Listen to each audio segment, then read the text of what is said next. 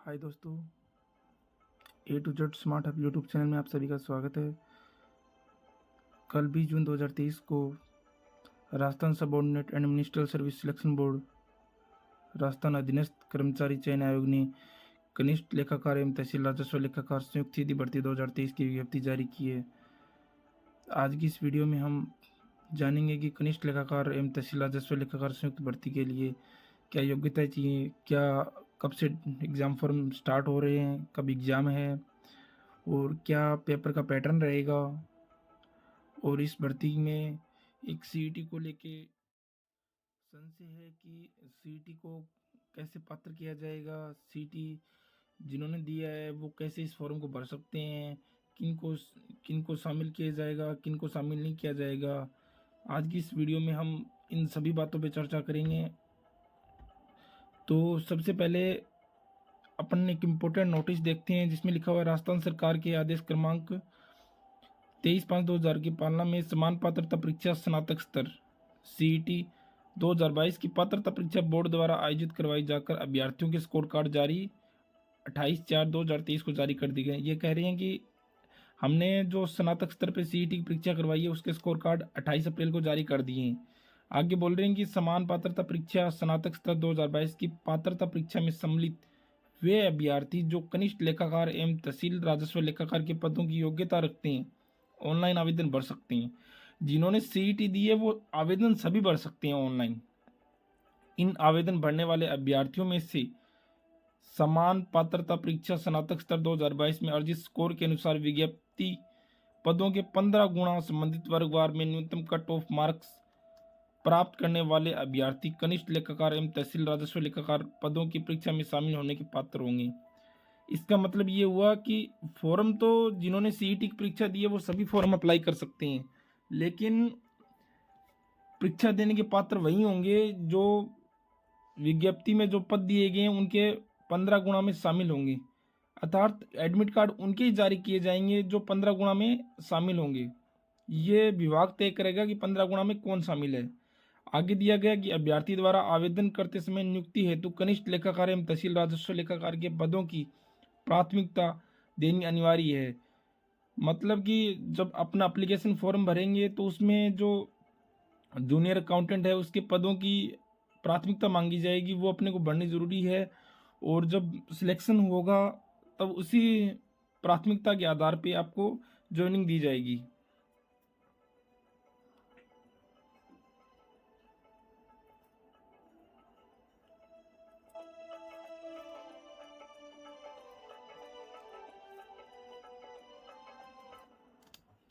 अब आगे देखें तो टोटल इसमें 5388 पोस्टें हैं, जिसमें कनिष्ठ लेखाकार की 5190 पोस्ट है, तहसील राजस्व लेखाकार की 198 पोस्ट हैं, जिसमें गैर अनुसूचित क्षेत्र जिसको अपन नॉन टीएसपी एरिया बोलते हैं उसकी 4911 पोस्टें हैं। अब हम आगे देखें, इनको पोस्टों अलग अलग डिवाइडेशन किया गया है, जिसमें जूनियर अकाउंटेंट की पोस्टों को देखें तो इसमें 4911 जो नॉन टीएसपी एरिया की कुल पोस्टें हैं, जिनको अलग अलग महिला, विधवा, परित्यक्ता, इनको अलग अलग जातिगत आधार पर भी डिवाइड किया गया है। और ऐसे ही अपन टीएसपी एरिया की देखें तो 279 पोस्टें दी गई है, जिनको अलग अलग वही सामान्य, अनुसूचित जाति, अनुसूचित जनजाति के आधार पर डिवाइड किया गया है। लेकिन जो नॉन टीएसपी एरिया हैं उनमें ओबीसी की कोई पोस्ट नहीं है।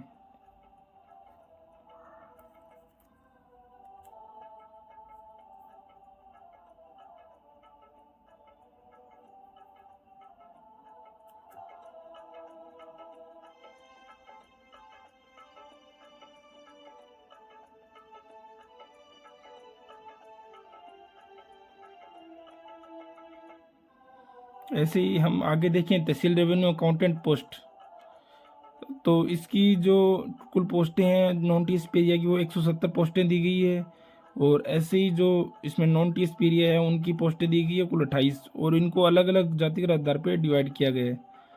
और आगे एज की बात करें तो इसमें आवेदक की मिनिमम एज 21 वर्ष होनी चाहिए और मैक्सिमम एज 40 वर्ष होनी चाहिए। लेकिन सरकार ने एक अधिसूचना जारी की थी 23 सितंबर 2022 को, जिसमें जिनको छूट दी गई थी 31/12/2020 तक, उनको इस विज्ञप्ति के आधार पे भी 31/12/2024 तक छूट प्रदान की जाएगी मैक्सिमम एज में। मिनिमम एज में कोई छूट प्रदान नहीं की जाती है, मैक्सिमम एज में छूट प्रदान की जाएगी।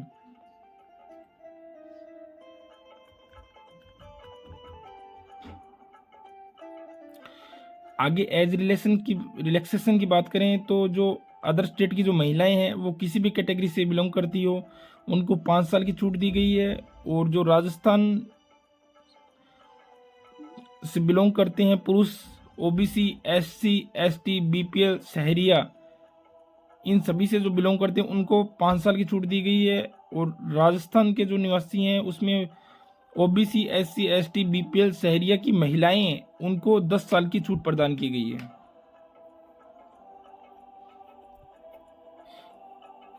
ये जो मैक्सिमम एज है उसके अतिरिक्त छूट प्रदान की जाती है।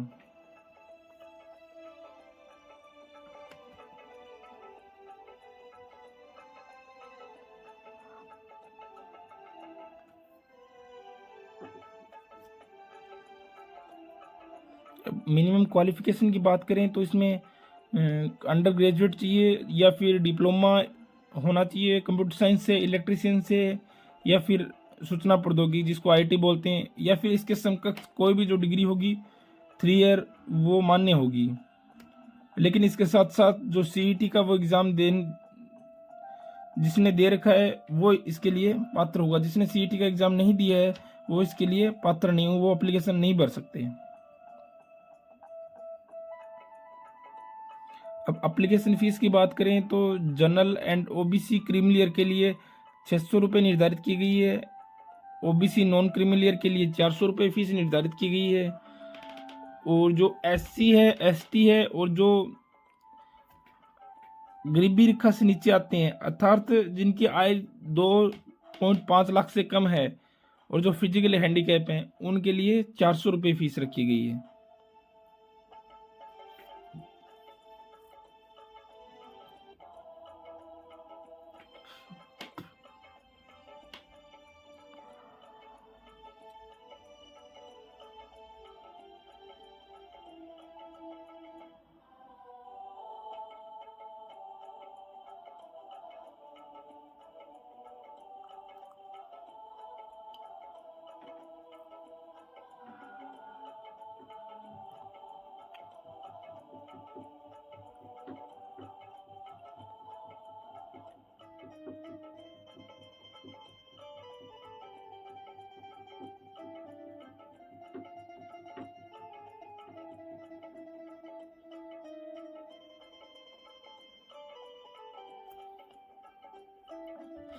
अब सिलेक्शन प्रोसेस की बात करें तो इसमें सिंगल स्टेज एग्ज़ाम होगा जिसके अंदर पेपर फर्स्ट और पेपर सेकंड 2 पेपर होंगे। जो मैक्सिमम मार्क्स है वो 450 का मार्क्स होगा। 150 क्वेश्चन आएंगे, 150 क्वेश्चन आएंगे पर पेपर के अंदर। एक क्वेश्चन है वो 3 नंबर का होगा और जिसमें -1/3 माइनस मार्किंग होगी। गलत क्वेश्चन का 1 नंबर काट लिया जाएगा।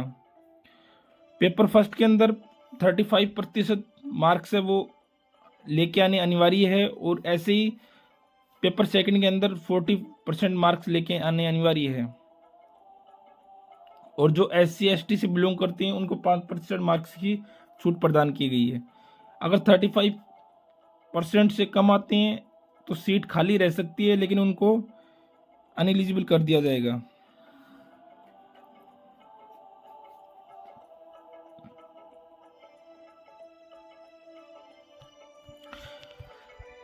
परीक्षा की बात करें तो जो पहला पेपर है उसके अंदर हिंदी, इंग्लिश, सामान्य ज्ञान, सामान्य विज्ञान, गणित, कंप्यूटर, मुख्य मूल सिद्धांत, इनके 25-25 क्वेश्चन आएंगे और 75-75 नंबर के होंगे। और ये पेपर होगा, ये 2.5 घंटा का पेपर होगा जो जिसके अंदर टोटल 150 क्वेश्चन होंगे और टोटल 450 नंबर का होगा।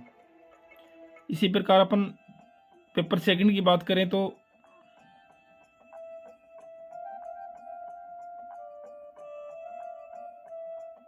पेपर सेकंड के अंदर भी बही खाता बुक, व्यवसायिक पद्धति, लेखा परीक्षा, भारतीय अर्थशास्त्र, सभी के इनके 25-25 क्वेश्चन आएंगे और सभी 75 नंबर के होंगे। ये पेपर भी 2.5 घंटे का पेपर होगा और इसमें टोटल 150 क्वेश्चन होंगे और टोटल 450 नंबर का होगा। एप्लीकेशन की डेट की लास्ट डेट बात करें तो एप्लीकेशन फॉर्म की लास्ट डेट रहेगी 26 जुलाई 2023 तक।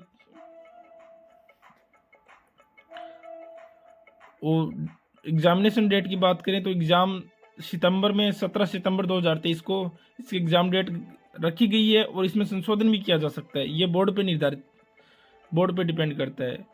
आपको एप्लीकेशन फॉर्म के बारे में और कुछ जानना है, उसकी डिटेल जाननी है या एप्लीकेशन फॉर्म भरना है तो नीचे साइट दी गई है, इस पर आप क्लिक करके वेबसाइट पे जा सकते हैं। और एप्लीकेशन के बारे में और कोई जानकारी चाहिए आपको, कोई आपके डॉक्यूमेंट में दिक्कत है, कुछ और है, तो आप इस नंबर पे कांटेक्ट करके जान सकते हैं। या एप्लीकेशन भरने के दौरान फीस कट गई है, एप्लीकेशन सबमिट नहीं हो रहा है, तो उसके रिगार्डिंग भी आप इस नंबर पे कांटेक्ट करके सारी जानकारी प्राप्त कर सकते हैं।